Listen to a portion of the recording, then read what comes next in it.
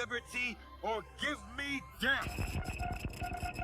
Freedom is a fragile thing, and it's never more than one generation away from extinction. It's one small step for man. I have a dream. Take a look at what happened. We just heard gunshots. Former president, he's on his feet, but look at him, he's pumping his feet.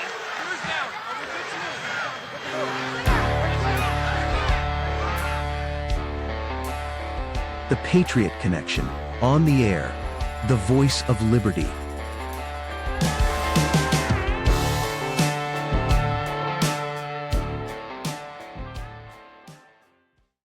Welcome to a special pilot episode of our new podcast, Patriot Connection on the Air.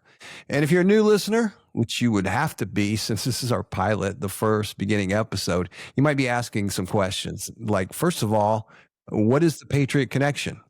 You know, I tend to think back in historical terms, and I can imagine back in the early days of our founding fathers, patriots gathered in local taverns to talk, exchange ideas, make plans, and then they would go on to execute what would become the greatest nation on earth. Well, today, these days in Cave Creek, Arizona, there's a monthly meeting in my neighborhood local pub.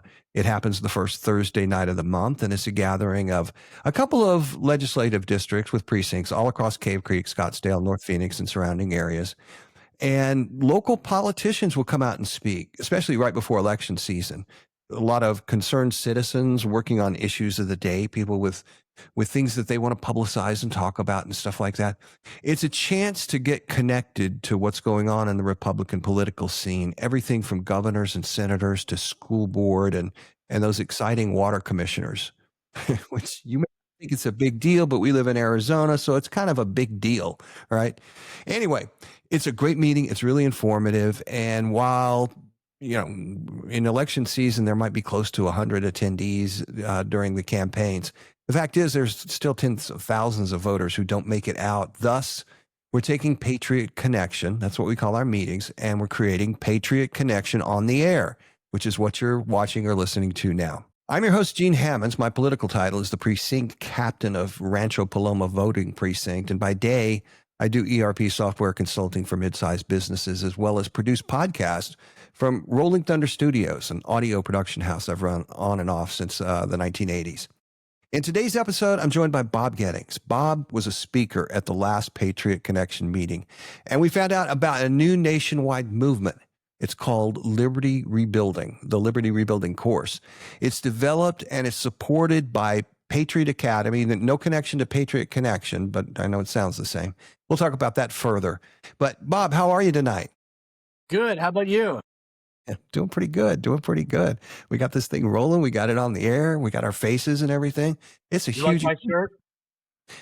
I love that because not everyone can be. It says Republican because not everyone can be on welfare. I know. That's good. And I could read it even though it's not in the teleprompter. So tell us about yourself, Bob.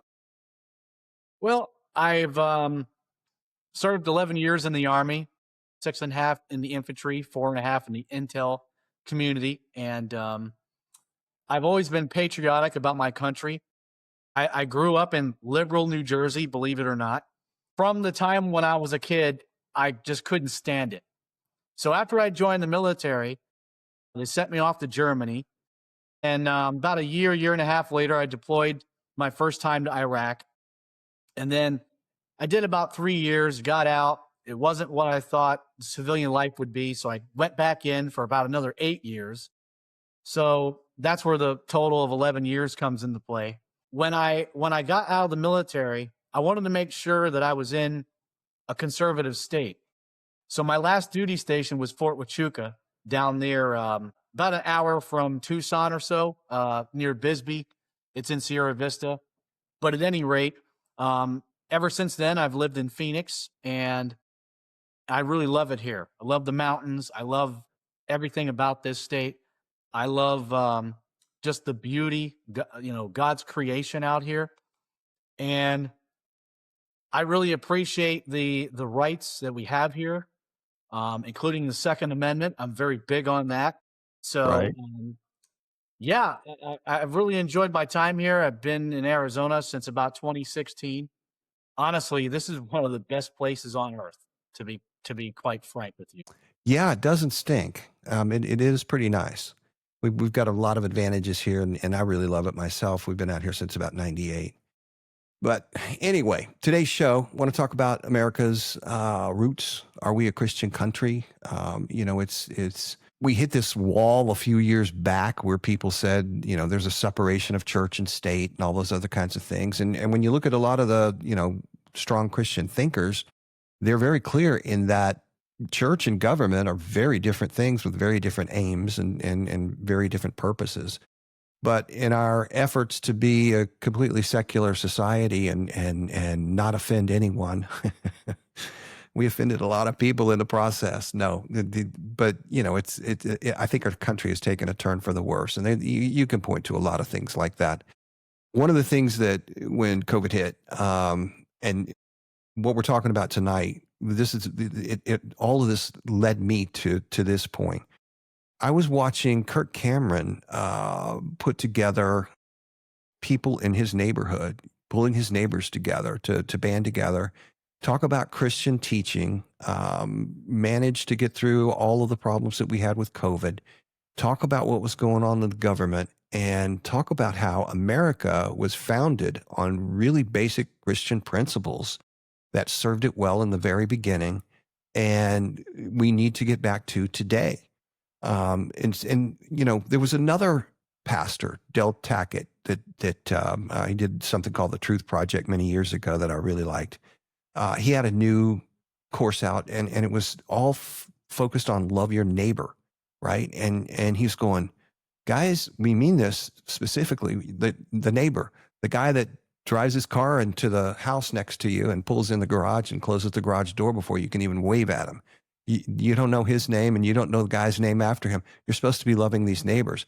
And I got thinking about my neighborhood and the people that are here and the people that we connect with and things like that, and was putting together a Bible study when I actually was looking for some campaign literature and came across Turning Point and ended up working with Turning Point during the campaign in neighborhoods, going door to door and talking to people and really creating neighborhood connections. I mean, that's what it was all about.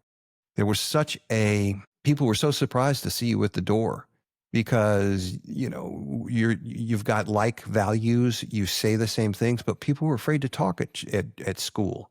They didn't want to bring their politics into something where it would be deemed divisive, and they were kind of self-censoring and all that other kind of stuff. And we saw with the election, the way the turnout was huge and everything like that. People just needed a little nudge to move across. And now, we talk about reclaiming liberty and some of the basics that we're on. I think that's the next step for the neighborhood. So I'm real excited about this program that you're doing. And I want to talk a lot more about that as we go along. Let's talk about Patriot Academy themselves. I did a little research. I watched some videos from Rick Green, and I understand that he goes to a church in Fredericksburg, Texas, and Fredericksburg is a great place. I understood that he was in the House of Representatives for the state of Texas and things like that. And then I started looking at all this stuff. How did you come in contact with this group? A friend had referred me to a class that was going on called Biblical Citizenship. And yeah, try to say that like 5 times fast. It's kind of hard. But Biblical Citizenship is a class that is focused on basically what you were saying before about our biblical roots. And where did that come from in our nation? We talk about the Mayflower, how they brought the Mayflower Compact over. They created a civil body politic before they even got off the boat. We talk about our founders and their faith. We talk about the governing documents of our country, the frame of the Constitution, which is the Declaration of Independence. And we talk about how all of those things, including our judicial system and all 3 branches of our government, come into play when we talk about how do we as Christians get involved in government or in politics or in the culture in general. And what is our duty? What is our responsibility? How do all these branches work together? And so when I first took the class, I didn't know right away, but after about a few weeks, I had a calling on my heart. I had to teach that class. So Yeah. I started doing a couple cycles of teaching the class. And then, of course, we had the 2024 election. So we stopped it for that because that's way more important than going over an 8-week class. But that class is 8 weeks. So Rick Green is, like you said, a former Texas legislator. He's a constitutional expert. And him and guys like David Barton, Tim Barton, both constitutional experts. But David Barton actually has his own private library of different artifacts and books from the founding era and beyond. There's actually one poster from, I believe it's World War II that they show, where the Nazis are stabbing a knife into a Bible. Yep. So you can't tell me that a government printed document doesn't reflect a biblical valued culture in America. Right. I'm 100% in agreement with you as well. And I've been studying some things too. I put them too far out of reach here. But this book, America's Providential History, a lot of people have seen this around. It's been around for many years. Was really, really instrumental in talking about what was driving a lot of the founding fathers and their decisions and why they were doing things the way they were doing. And I got a lot out of that. This book is really hard to get, The American Covenant. Again, an older book, that kind of thing. And that was the one Kirk Cameron was teaching out of. And you could only find used copies of it for several years or whatever. Mine seems to be in fairly good shape, fairly new. So I think they've done some reprinting and things of that sort. So and if I could comment really quick on Kirk Cameron, when he was in that class in biblical citizenship, he actually showed what's called the Monument of the Founding Fathers. That is so cool. Monument of the Forefathers, I think it's called. Yeah. It's in Plymouth, Massachusetts, pretty much in the middle of nowhere. Yeah. And there's a small neighborhood next to it because I only know that part of it because I had some friends that traveled out there and they took pictures and everything. And I seen the neighborhood that was around. This statue is huge. And it's basically the formula for liberty. It goes through the fact that we need to teach our children in the way that they should go through education. It talks about the law. It talks about all of the biblical concepts are written and inscribed onto this monument with the woman that's on there pointing upward to heaven with a Bible in her hand. Right. I mean, right. It's absolutely incredible.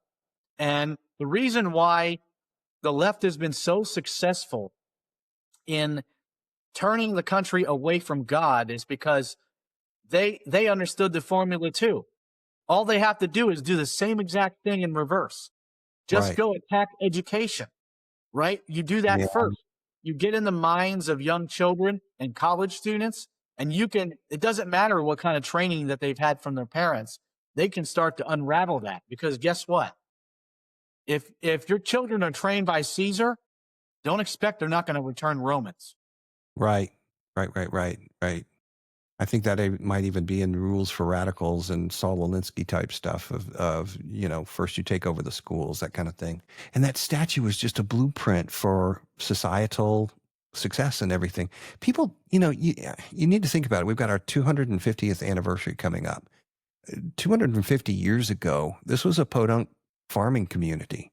Britain ruled the seas. Spain was a great power. France was a great power. All the big cities of Europe had major, massive cathedrals and all of these symphonies and everything you could think of. They were so far ahead of us. We were barely out of the subsistence farming area. And for some reason or another, we have surpassed all those other countries over the past 250 years to become a very strong, the strongest country in the world. Now comes all of these people saying, well, America, has some sin in its background, or we did some things that were wrong and can never be atoned for. At some point, you have to look back at the things like that monument and what they left for us and say, that worked pretty good. I don't care what your beliefs are or whatever. it worked pretty good on almost any measurable level. So let's talk a little bit more about this academy. I want to run a short video that they produced, and let's take a look at that here. The purpose of this course is to make sure that they know why that flag is worthy of being waved. Wherever you are watching from, we're not rebuilding a structure without giving the right foundation. And our burden should be to transform a moment into a movement. The entire globe is moving towards the right. Recommend this edition of the Bible to the inhabitants of the United States. I thought our founding fathers were a bunch of atheists, agnostics, and deists who wanted a secular public square, who didn't want the Bible in schools. Fight like it's your last breath. But know this, the truth is over the facts, that God's not giving you a spirit of fear, but a power, love, and a sound mind. What do I want my legacy to be on the way out? That I was safe or that I was dangerous? No, this nation is not perfect. I'll take America for any other country or nation on the face of this planet. How about you? So, Bob, question here. We just saw that video. Great video, very inspiring. Those guys look, you think of the Patriots and the founding fathers. They had to have some energy and some vigor behind the ideas that they had and everything like that. And then you see these guys all excited and everything. And it's like, oh man, I want to be part of that. How are you going to teach this course? How does that work? Well, I'm going to do it the same way that I did biblical citizenship. And what I mean by that is, so the format of biblical citizenship, a lot of people teach it via just pretty much doing the videos. And a lot of other people want to do engagement. So I did a little mixture of both. So we would do a part of a video or an entire video. Then we would break up into a discussion time. And then we would go back to a video and we would alternate back and forth. I would also start the class with current events that are going on, and then end with some action items. So, for instance, if we went over the Constitution, I might say, go over Article 1, Section 8 in your workbook, etc.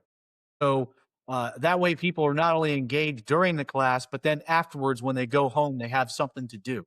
So that's pretty much the format that I plan on using with this same class, because the videos in this class for Rebuilding Liberty are not 3 hours long like it is in biblical citizenship. They're about 45 or so minutes. And so the class is going to be about 2 hours. So there's going to be some buffer space in there where we can kind of flex in and out of discussions. So they've produced all the videos. They produced workbooks and they put everything on a thumb drive. So I guess that's kind of cool. And then you'll have all that material to give out to all the attendees and things like that. And then weekly meetings, that kind of thing. The class is every Tuesday night for 4 weeks at the same exact time. The first night, we're going to do a free dinner at 5 p.m. That was the meetings I was talking about. So you'll do it every Tuesday night and when do you start? September 30th. Okay. All right. So we should have the workbooks ready by that time. This Right. is a brand new class, fresh off the presses. So they literally don't even have the workbooks ready to be purchased yet, but they did tell me that we should have them ready by the time I start the class. You will be teaching this at Calvary Desert Hills? Correct. Okay. And then where is, how do people get in touch with you to sign up and all of that type of thing? That's the easiest way to do it, is they scan the QR code and then they go to the class and they sign up from there. I was using my iPhone, and yes, that got me to full armor defense. Is that what they're looking for? Yeah. And so there's going to be probably a pop-up when you first scan the QR code. Just X that out, and then you'll have to scroll down just a little bit, and it's the very first class, and you'll see the same picture up on your screen as you see there. Gotcha. Well, that's great. We just did an informative description of how to use the QR code. And if you have any problems, just email me at Bob at fullarmoreddefense.us. That's Bob at fullarmoreddefense.us. It was interesting with Rick Green. I was looking through some of his stuff right here, and you were talking about leading the classes in topical things. And if we look down here to step number 10, count only legal citizens in the enumeration, which refers to, of course, the census, right? These are his action steps that we need to take in the country. It was like 2 days ago that President was saying we're going to redo the census and only count legal citizens. So I thought that was pretty cool. That was pretty cool. So really timely there as well. Anyway, anything else that we should talk about tonight? Anything else that you wanted to cover before we sign off? I want to talk about a little more about what the class is about, the Rebuilding Liberty class. Cool. So we're in a rebuilding phase right now in our country, as is pretty evident. And we had just gotten saved from the Harris administration. Now we have the Trump administration who has provided us with essentially air cover so that we can do on the ground what we need to do in the grassroots. And so this course helps us when we're talking about leading up to the 250th anniversary of our country. Not only that, but the midterms. And then you also have statewide races as well. So this is a very important time in our country. And this class will have you get the knowledge that you need to have intellectual ammunition to take action. So you're ready to go. There are 12 steps, and it's sort of like a AA recovery program, but for liberty. We don't have to do all of them, right? So don't feel overwhelmed. And this is probably the best window of opportunity that we may get in our lifetimes. So we have to hit the gas pedal, and we got to hit it hard, and we have to run this race with endurance like the scripture says. Yep. That is so true. We got so active during the election and had everybody excited about voting. We saw the outcome that was as we desired, and that's cool. And we see Trump continuing to deliver again and again and again. And we're kind of sitting here twiddling our thumbs while all this happens. And it's like, no, this is prime time for people at the grassroots to be able to make connections and do things with their neighbors and build stronger communities and turn our schools around. There's so much work to be done that no one person can go all the different directions, but everybody needs to be pulling the boat in the same direction and contributing somewhat. So this is really a cool time to be alive and a good opportunity. And you really put that well better than I could do it. And as you had stated, people had this sense of urgency during the 24 election, but we need to reignite that sense of urgency again, because like I said, we're getting ready to celebrate the 250th anniversary of our country with Donald J. Trump in the White House. Yeah. One of the greatest presidents of all time. And in my opinion, he should go on Mount Rushmore. I think history is going to judge him very, very well. One of the more surprising things is I always thought that when people started seeing the results, if you take a look at how much inflation was up and how low it was during the first Trump term, and then it skyrockets and then it comes back down and goes back down. I thought people would start giving him a little credit. Republicans do. We're fighting a battle that is greater than normal human consciousness, one human against another. I just thought all of that results would turn people's hearts, and there's a lot of people's hearts that haven't been turned. So we still have a lot of work to do, and that's a one-on-one thing. When I spoke at different places during the election, I would always take one of two young ladies with me. One lady was California liberal. She was an African-American woman, and all of her family had voted Democrat since as long as they could remember. The other lady was Puerto Rican. Her husband was a policeman. She was a hardcore Democrat until they started saying defund the police. And she knew that her husband was not some racist going out there and attacking minorities. And it became so incongruous what the Democratic Party was saying versus what she saw in her house. And the same thing happened with the other young lady. She She said, I've got to do my own research. And they both said that phrase, I've got to do my own research. I can't believe what they're telling me to believe. I've got to go look. And there are so many people out there that if we can reach them on a one-to-one level and put some type of pebble in their shoe that makes them come to the conclusion on their own, we're not going to convince them, but we can make them come to the conclusion, I've got to do my own research. There's a tremendous opportunity because it is so obvious once you look in the right places. Anyway, we could go on. Let's wrap for tonight. Thank you so much. I've got your email address up here and everything like that. And people can contact you, and we hope to see them turn out and be a part of this exciting, dynamic course. If not this particular go around, keep looking forward in the future. Thanks, Bob. Bob Gittings, everybody. Big thanks for coming on the show today. We're going to get Bob's email and the QR code that you could sign up for his class. We're going to get that in the YouTube show notes.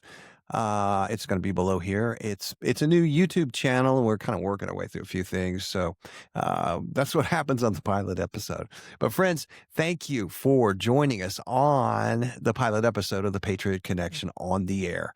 In an upcoming episode, you're going to meet the founders of the Patriot Connection, Misty Portwood and Wendy Crow. And we'll talk about the state of the Republican Party, starting at the precinct level. It's not all big, beautiful bills and new White House ballrooms.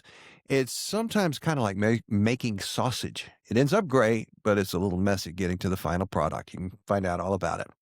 Hey, October 13th, it's a Monday night. It is the next Patriot Connection meeting. The location is at the Heart and Soul Mexican Grill, 4705 East Carefree Highway, which is the shopping center that's on the west corner of Carefree Highway and Black Mountain Parkway. We kick off at 7 p.m. Speakers are going to be Curtis Finch, he's the superintendent, and Paul Carver, the governing board president of the Deer Valley Unified School District. Dan Moore, board member from Cape Creek Unified School District, is on the schedule too.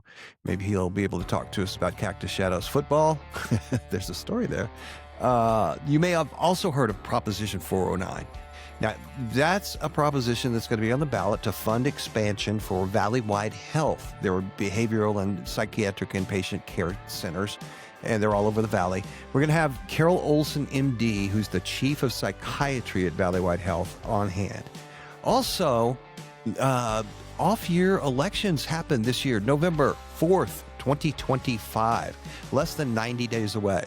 BeBallotReady.org is going to be there, and they're going to talk about all the propositions, school board bonds and overrides, all that type of stuff. If you're wondering how in the world did we get such liberal local government in Arizona, well, Republicans not paying attention to your off-year elections is a darn good way to start if liberal government is your desired finish line. Listener hint, no, that's not what we want. The time to pay attention is now. So come on out to Patriot Connection. Monday, October 13th, Heart and Soul Mexican Grill. Put 4705 West Carefree Highway into Apple Maps or whatever Goofy app you use and come see us.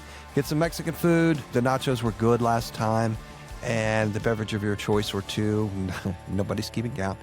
And you can learn all about everything. And the Patriot Connection on the Air is where we're going to be bringing all these episodes to you in the future. I'm your host, Gene Hammons, reminding you that America is the land of the free and the home of the brave. So stand up for her this week. Thanks for listening to the latest episode of the Patriot Connection on the Air. Join us again next week for another episode of the Patriot Connection on the Air.